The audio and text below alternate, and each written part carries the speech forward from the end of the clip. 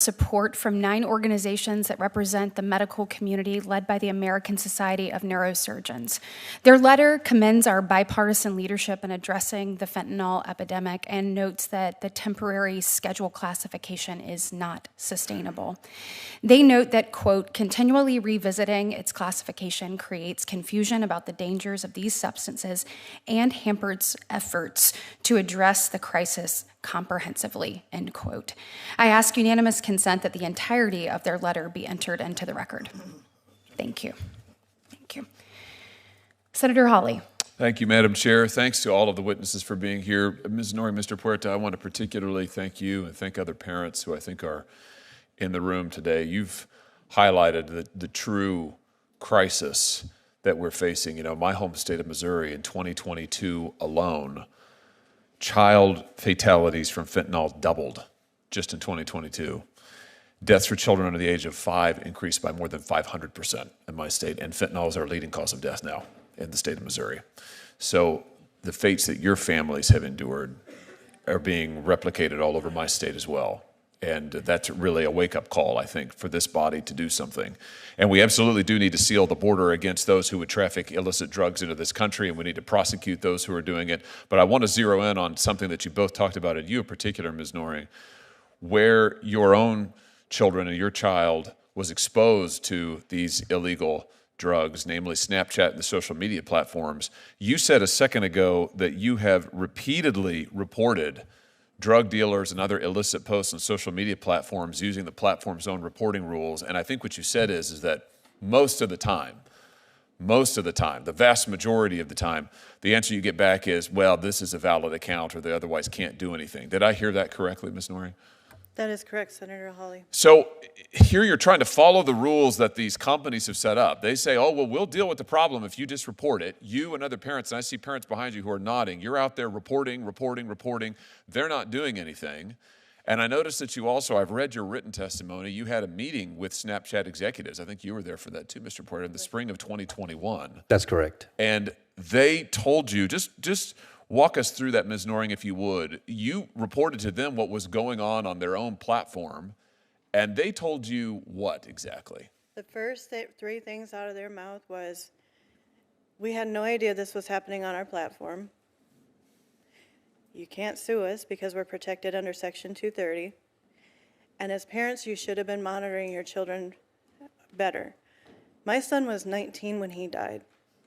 Number 1, how do you monitor an adult? Number 2, how do you monitor a child on an app in which the whole allure to these kids is the fact that the messages disappear? And that was something that I brought up to their attention, and they really had no response. They don't care. They don't care, and I think it's interesting they pointed out to you that you can't sue them. Mm-hmm. What do you think one of the reasons is that they don't really change? I mean, here you are, you're meeting with them, you're reporting these incidents, you're reporting this illicit activity on their platform. They're not doing anything about it. I mean, do you speculate, do you have a guess as to why they don't really ever change their behavior? There's no incentive to. And even with the in-app reporting feature, that was something that they pointed out to us, like we should have known that this existed. We had no idea that existed, but I can tell you in the weeks and the months and the years after my son passed, multiple teens in our town reported the dealers that allegedly harmed my son. And all that would happen is they would take down the account. These dealers would go and get a new burner phone, set up a new account. Snapchat told us they had IP blockers and Wi-Fi blockers to recognize the devices. These dealers are buying burner phones. They're going to, I don't know, your coffee shop, your school. You're going to the library and setting up a new account. Our dealers in my community laughed at Snapchat. They're like, ha, they tried to bamboozle us. We're back, baby. Seriously.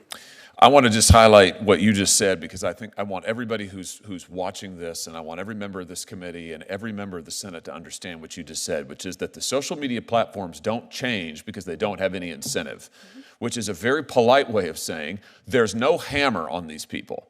They do whatever they want to do because they know nobody can effectively hold them accountable. And they really let the mask slip when you two walked into their offices and told them that they had participated in the killing of your children, because that's what happened. They made money off of it effectively because they're making billions of dollars on their social media platforms. They're killing our kids. They're exposing them to all kinds of ungodly material, and they won't do anything about it because we can't hold them accountable. And I just want to say to members of this body, that has got to change.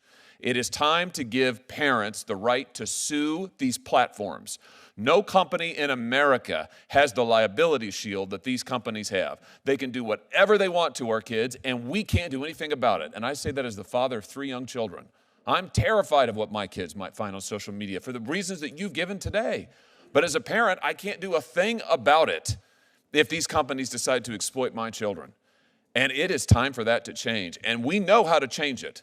The way to change it is give the parents in this country the right to get into court. Open the courthouse doors and allow them to sue these companies. It's time. And until this body takes that action, I just have to say almost nothing else we do is really serious. You can try to fine them, they don't care. You can change the rules on reporting, they'll evade it. You can slap them on the wrist, they won't do anything. Until plaintiffs can get into court, nothing will change. And so I will introduce legislation, this Congress, to allow parents, to allow you to go to court and sue these companies. And I call on every member of this committee and every member of this body to support this effort to get justice for your children. Thank you for being here today. Thank you, Madam Chair. Senator Padilla. Thank you, Madam Chair. Colleagues, I so much appreciate the opportunity to focus on